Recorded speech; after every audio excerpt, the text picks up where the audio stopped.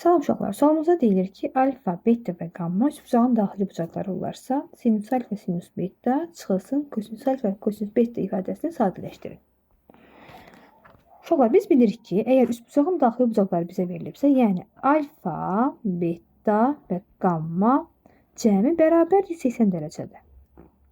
Və gəlin bizdən istənilən ifadəni biraz sadələşdirək. Gəlin mənfini uşaqlar çıxaraq mütərizə xaricinə. Alınır kosinus alfa, kosinus beta çıxılsın sinus alfa, sinus beta. Baxın uşaqlar, bu da toplama teoremlərinə görə bizə kosinus alfa üstəgəl beta ifadəsini verir. Bir də qarşıda mənfi olduğuna görə alınır mənfi kosinus alfa üstəgəlsin beta.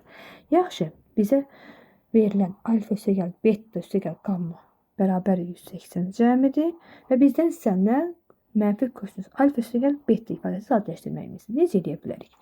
Gəlin uşaqlar, alfa plus beta qalsın yerində. Qammanı keçək bərabərliyin sağına. Yəni 180 çıxılsın qamma alacağıq.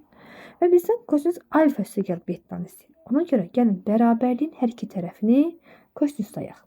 Alınır kosinus alfa üstəgəlsin beta bərabərdir kosinus 180 çıxılsın qammaya. Və biz burada kosinus 180 çıxılsın qamma düsturunda biz görürük ki, artıq çevirmə düsturudur. Biz də uşaqlar bilirik ki, əgər 180, yəni pi, 2pi, 3pi olanda kosinus, sinus, tangens, kotangens ad dəyişməsi baş vermir. Olduğu kimi qalır. Kosinus qamma. Baxırıq rübə. 180 çıxılsın qamma. Yəni pi çıx qamma deməkdir. Bu da hansı rübə uşaqlar? Əlbəttə ki, ikinci rübə bucağıdır. Demək ki, kosinus ikinci rübədə nə alır? Mənfi alır. Demək nə oldu? Kosinus alfa üstəgəlsin beta cəmi bərabər mənfi kosinus qamma. Gətirək, baxın, burada yerinə qoyaq.